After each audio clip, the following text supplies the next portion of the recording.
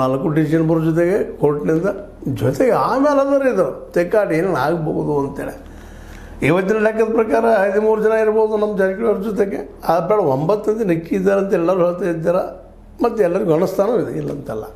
ಯಾಕೆಂತಂದ್ರೆ ಈ DCC ಬ್ಯಾಂಕಿನ ಚುಕ್ಕಾನಿ ಹಿಡಿದು ಭಾಳ ಮಹತ್ವದ ಎಲ್ಲರಿಗೂ ಮಹತ್ವದ.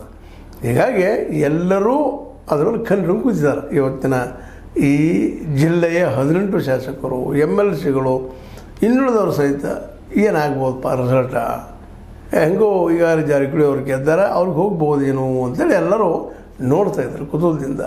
ಇದಕ್ಕೆ ಯಾವುದು ಕೌಂಟರ್ ಕೊಡ್ಬೋದು ಸೌದಿ ಮತ್ತು ನಮ್ಮ ಕತ್ತಿಯವರು ಅಂತೇಳಿ ರಮೇಶ್ ಕತ್ತಿಯವ್ರ ಮೇಲೆ ಕಂಡುಕೊಂಡಿದ್ದಾರೆ. ಯಾಕಂದರೆ ಅವ್ರಿಗೂ ಇವತ್ತು ಅನಿವಾರ್ಯ ಪ್ರಸಂಗ ಅದ. ಯಾಕಂದ್ರೆ ಯಾವ ಒಂದು ಸೀಟ್ನಿಂದ ಅಧ್ಯಕ್ಷ ಸ್ಥಾನದ ಕೆಳಗಿಳಿಸಿದಾರೋ ಅದು ತಾವಿಲ್ಲ ಅಟ್ಲೀಸ್ಟ್ ನಮ್ಮ ಬೆಂಬಲಿಗರಾದರೂ ಅಲ್ಲಿ ಬರಲಿ ಅನ್ನೋದು ದಿಶೆಯಲ್ಲಿ ಪ್ರಯತ್ನ ಮಾಡ್ತಾ ಇದ್ದಾರೆ ಅನ್ನೋದು ಇತ್ತೀಚೆಗಂತೂ ಖಚಿತ ಆಗ್ತಾಯಿದೆ. ಯಾಕಂದರೆ ಈಗಾಗಲೇ ಸೌದಿಯವರು ಹೇಳಿದ್ದಾರೆ ಮತ್ತು ಸೌದಿ ಮತ್ತು ಕತ್ತಿಯವರು ಒಂದೂ ಆಗಿದ್ದಾರೆ. ಅವರಿಬ್ಬರು ಒಂದದ ಒಂದಿಷ್ಟು ಬಲಿಷ್ಠತೆ ಬರ್ತದಿಲ್ಲ ಅಂತಲ್ಲ, ಹಾಗಂತೇಳಿ ಇಲ್ಲಿ ವೀಕ್ ಅಂತಲ್ಲ ಜಾರಕಿಹೊಳಿ ಸಹೋದರರು. ಇವರು ಹಿಂದೆಂದಿಗಿಂತಲೂ ಹೆಚ್ಚಿಗೆ ಬಲಿಷ್ಠ ಆಗಿದ್ದಾರೆ.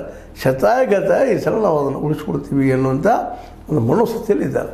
ಇಂಥ ಪ್ರಸಂಗದಲ್ಲ ಎಲ್ಲರೂ ಚಿತ್ತಲ್ಲೇ ಅಂಥ ಪ್ರಸಂಗ ಈಗ ಒಂದು ಇವತ್ತು ನಡೆಯುವಂಥ ಚುನಾವಣೆ ಏನದ ಇನ್ನೂ ಒಂದು ಸ್ವಲ್ಪ ಇವರಿಗೆ ಸಪೋಸ್ ಏನಾದರೂ ಸೌದಿಯವ್ರಿಗೆ ಗೆದ್ರೆ ಇನ್ನಷ್ಟು ಇಲ್ಲಿ ತೊಂದರೆ ಅಂದ್ರೆ ಈ ಜಾರಕಿಹೊಳಿ ಸಹೋದರರಿಗೆ ತೊಂದರೆ ಆಗೋ ಸಾಧ್ಯತೆಗಳು ಹೆಚ್ಚಿದ್ದಾವೆ. ಯಾಕಂದ್ರೆ ಜಿಲ್ಲಾ ಮಟ್ಟದಲ್ಲೇ ನಾವು ತಾಲೂಕು ಮಟ್ಟದಲ್ಲಿ ನೋಡೋದು ಬೇರೆ, ಜಿಲ್ಲಾ ಮಟ್ಟದಲ್ಲಿ ನೋಡುವಂಥ ಜನನು ಅದರಲ್ಲೂ ಬುದ್ಧಿವಂತ ವರ್ಗದವರು ಯಾವ್ದು ಗೆಲ್ಬೋದು ಯಾವ್ದು ಸೋಲ್ಬೋದು ಯಾರು ಹೇಳಿದ್ರೆ ಅನುಕೂಲ ತಮಗೆ ಹೆಚ್ಚಾಗ್ತವೆ ಅನ್ನೋದ್ರಲ್ಲೇ ಅವ್ರು ಮಾಹಿರಿದ್ದಾರೆ.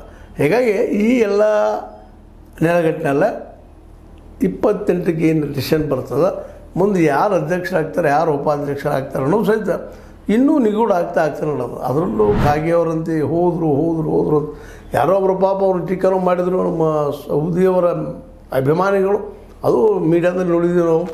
ಅದಕ್ಕೆ ಇವತ್ತು ರಾಜು ಕಾಗೆ ಮತ್ತು ನಮ್ಮ ಸೌದಿಯವರು ಒಂದೇ ವೇದಿಕೆ ಹಂಚ್ಕೊಂಡಿದ್ದಾರೆ, ಪ್ರಚಾರ ಮಾಡ್ತಾ ಇದ್ದಾರೆ ಎಲೆಕ್ಷನ್ದಲ್ಲೇ.